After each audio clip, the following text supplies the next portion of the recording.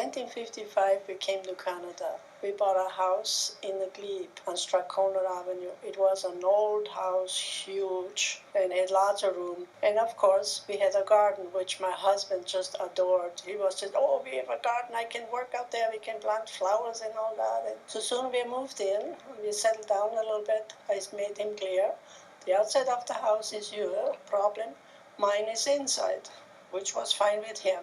He started right away to dig up about 3 or 4 feet along the fence so he can plant some flowers. I was thinking, what I'm going to do with all those empty rooms? I have to do something. So I figured out, well, I like to cook and I like to bake. I'm going to try to get university students and make room and board. There was no problem. I had rooms filled in no time.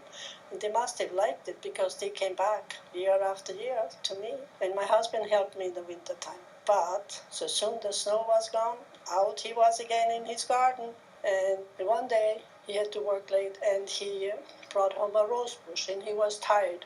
He said, would you mind planting that rose bush tomorrow? I don't know how to plant it. He said, it's very, very easy. He showed me the place where he wanted it. He said, all you have to do is just make a big hole, put a bucket of water in there, put the rose bush in, but make sure the roots are in the ground and not the sticks. Well, I'm not that dumb. So the next day I did it.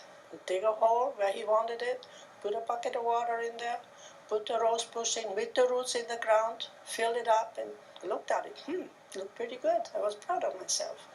He came home and of course he went right to the garden and looked at his garden. Oh, so he came in, he said, hey, you planted it, you planted it. I said, yeah, of course. So 2 weeks went by, 3, he came in, he said, I don't know why that rose bush doesn't get any buds. Oh, don't ask me, I don't know. 3 weeks more, nothing happened to that rose bush. So he took it up. He came in the house and he shook his head. He said, I took up the rose bush and you left the plastic on. Plastic? You never say nothing about the plastic. All you said is dig a hole, water and the rose bush in and that's it. That's what I did. Anyway, so he planted the rose bush again and a couple of weeks later there were the buds. He was all excited. We had nice roses then. But he never asked me again to plant anything anymore. Well, what can I say? I was an obedient wife.